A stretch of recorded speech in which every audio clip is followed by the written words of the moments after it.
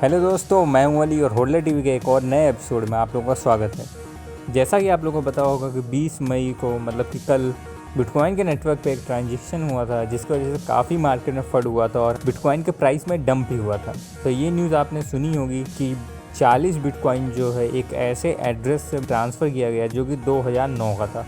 और काफ़ी सारे क्लेम्स यहाँ पे लोगों ने किए कि ये सतोशी नाकामोटो का एड्रेस हो सकता है। जैसे ही ये न्यूज़ मार्केट में निकली वैसे ही प्राइस जो है बिटकॉइन का काफ़ी डंप हुआ।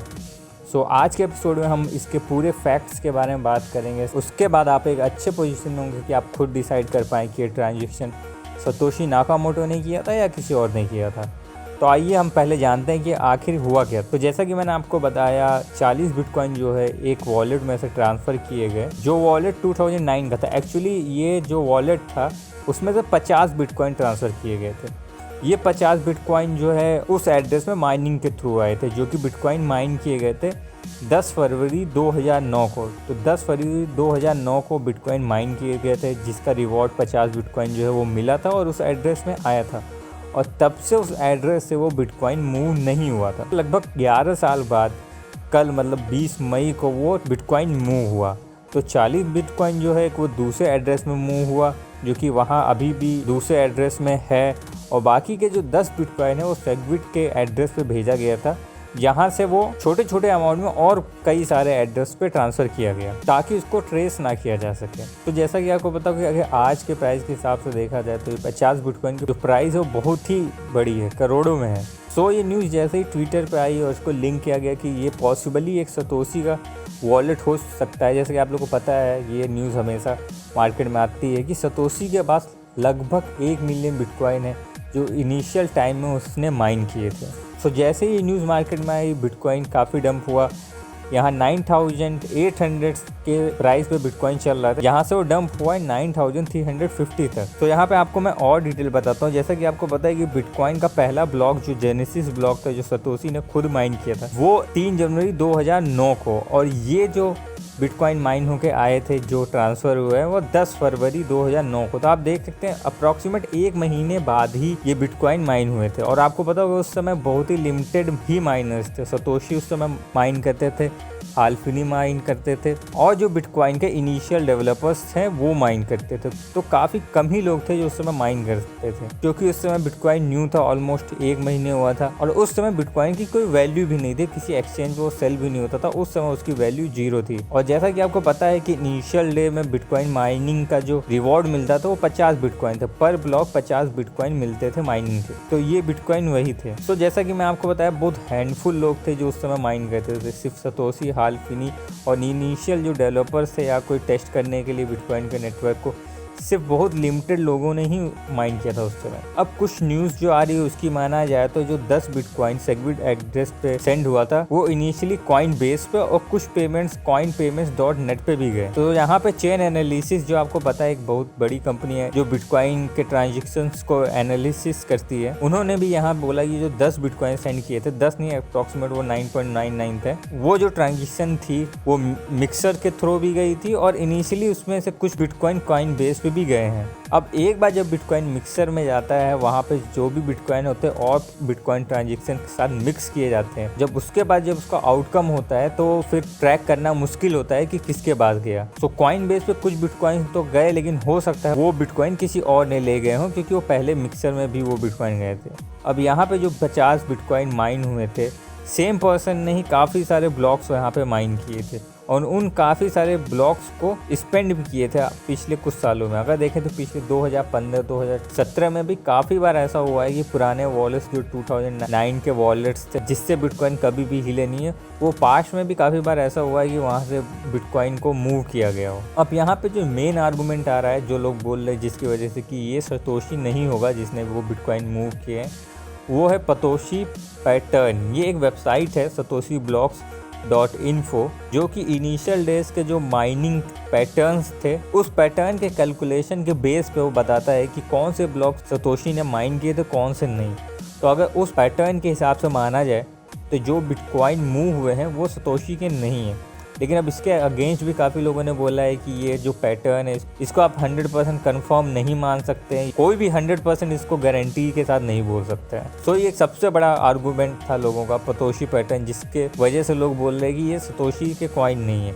अब अगर और आगे देखा जाए तो ये कॉइन किसके हो सकते हैं, इसके बाद जो नाम आ रहा है वो आ रहा है हाल फिनी। आप पता है हाल फिनी सतोशी के पास अगर सबसे ज़्यादा इनिशियल डेज में कोई इन्वॉल्व था बिटकॉइन के डेवलपमेंट में तो हाल फिनी थे। सबसे पहला जो ट्रांजेक्शन सतोशी ने किया था वो भी हाल फिनी को बिटकॉइन उन्होंने ट्रांसफ़र किया था, वो ट्रांजेक्शन था। और इनिशियल डेज में ही उन्होंने काफ़ी बिटकॉइन माइन किया था।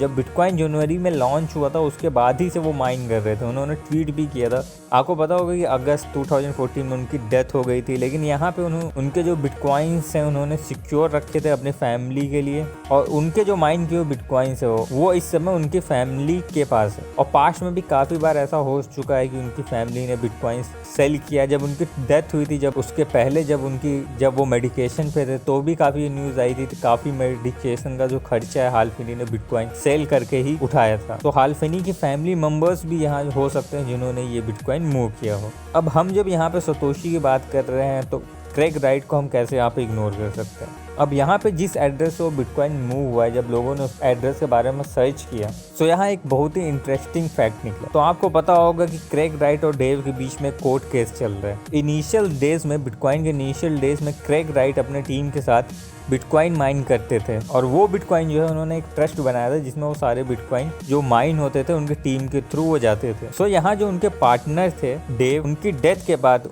उनके पार्टनर का जो भाई है उन्होंने क्रेग राइट के खिलाफ कोर्ट में केस किया, और वो कोर्ट केस चल रहा है जिसमें उन्होंने क्लेम किया कि क्रेग राइट और उनके भाई बिटकॉइन के इनिशियल डेज में बिटकॉइन माइन करते थे, और उनके जो भाई थे वो 50% बिटकॉइन जो माइन हुए थे उनका हक उस पर है।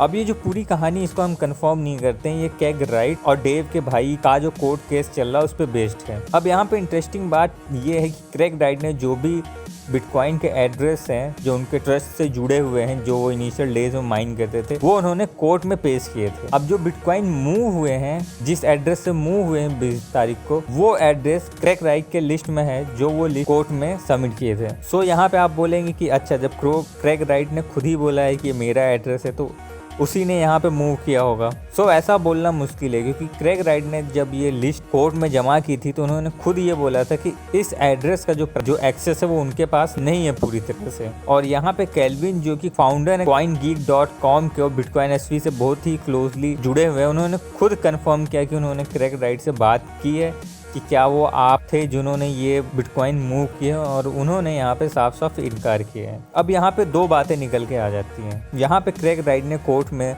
ये सबमिट किया कि वो उनका एड्रेस है। तो अगर वो उन्होंने मूव नहीं किया तो यहाँ पे साबित हो जाता है कि वो उनका एड्रेस नहीं, उसका एक्सेस किसी और के पास है। और अगर यहाँ पे उन्होंने ही वो बिटकॉइंस मूव किए हैं तो भी वो गलत साबित होते हैं, क्योंकि उन्होंने कोर्ट में ये बोला था कि उनके पास इस एड्रेस का एक्सेस नहीं है। यहाँ पे क्रेग राइट ने खुद ये पोस्ट किया है, ये बिटकॉइन मैंने माइन नहीं किया था, उसका जो स्क्रीनशॉट है अभी आप स्क्रीन पे देख सकते हैं। तो यहाँ पे ईरा जो डेव के भाई हैं उन्होंने ये क्लेम किया ही था कि सतोशी नाकामोटो टीम के अंडर इन लोगों ने 1.1 मिलियन बिटकॉइन माइन किए थे, और उसी एड्रेस में से एक एड्रेस ये है।